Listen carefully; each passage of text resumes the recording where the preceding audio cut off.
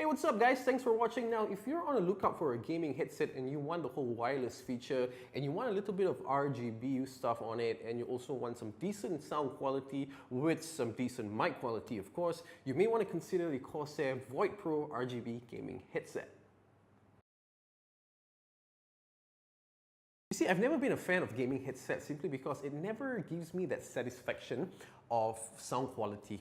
It does give me a certain amount of comfort, but over time, I tend to feel like gaming headsets tend to be quite heavy as well. Unlike audiophile grade headsets, which are sort of comfortable, even though they're slightly heavier, but sort of the build of it or the ergonomics of audiophile grade headsets are much more superior than gaming headsets. But somehow, when I had a look at the Corsair Void Pro RGB gaming headsets, I'm going to refer it as the Void Pro, it's a bit more comfortable. And when I put it on the first time, I sort of felt that, you know what, this headset deserves a pretty good review.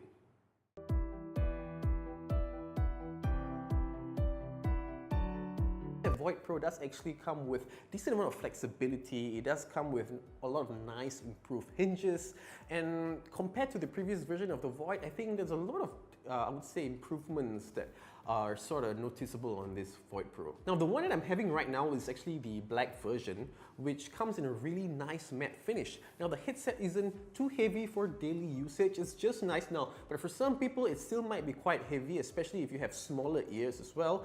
It's just slightly below about 400 grams with all the weight sort of evenly distributed throughout the headset. Now, no devices today are complete without RGB features, and of course the Void Pro doesn't want to be excluded from the RGB list, so they sort of included the whole RGB feature on the Corsair logo on both sides of the headset, and you can adjust them simply by going or downloading the Q software.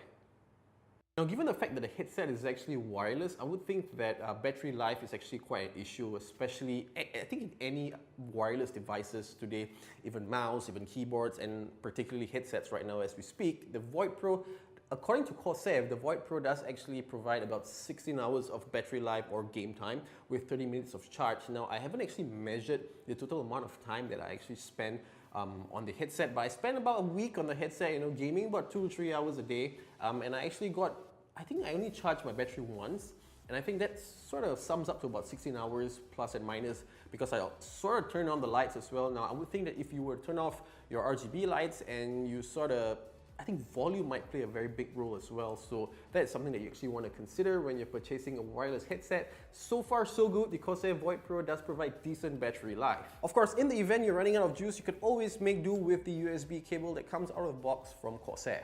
Moving on to the comfort part of the headset, the Void Pro is leaps and bounds as compared to the previous versions. Now, the paddings or ear cups are more memory oriented, which means that it does try to adapt over time for maximum comfort. Now, I did my daily runs of Rainbow Six Siege with this headset for almost a week now, and I'm having no complaints at all from a comfort point of view.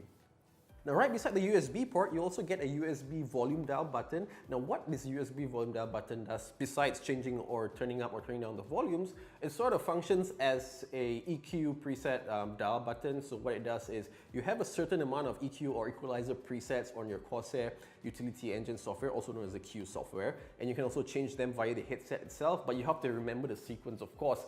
But you can also use it to also enable or disable surround sound mode. Now, this whole Dolby surround sound mode, honestly, I'm not a fan of it, simply because it sort of gives me that fake 7.1 impression. I prefer traditional stereo mode because it sort of gives me a bit more, I would say, accurate description, particularly when it comes to gaming.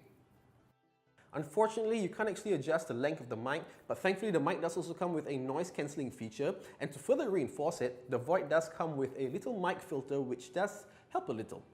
Okay, so as you can see right now, I'm actually speaking out of the microphone from the headset itself. Now, as you can actually hear, there's slightly, I would say there's a lack of bass when it comes to the whole vocal quality, but I guess it's pretty, I would say, sufficient when it comes to average callouts on gaming and stuff like that, but never ever use it for voiceovers.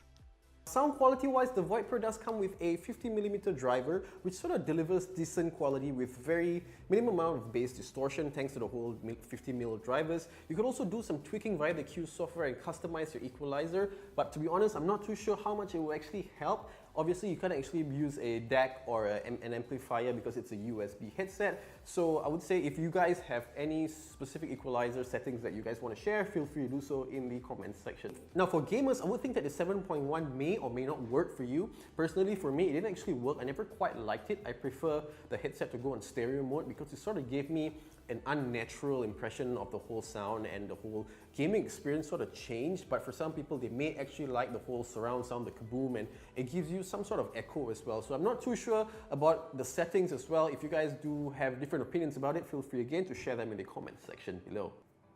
But this really isn't a deal breaker at all. After all, gaming headsets are never actually made for audio enthusiasts.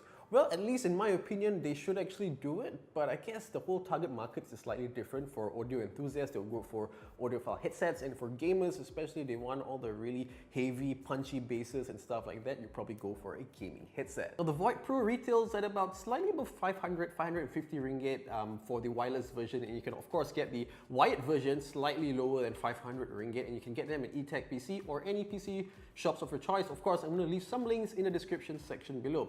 Now the bigger question is, if you are actually using this headset already, let me know what you think about the headset and share them with our viewers or our subscribers in the comment section below. More information, I'll leave them in the description section as well. Now guys, if you have not hit the subscribe button, hit it right now. And of course, give me a big thumbs up if you like this video. And of course, if you have any other questions or suggestions or criticisms and stuff like that, leave them in the comment section below, or you can reach out to me via email. Anyway guys, thanks for watching this little short video, and I hope you like it, and I'll see you in my next one. Bye-bye.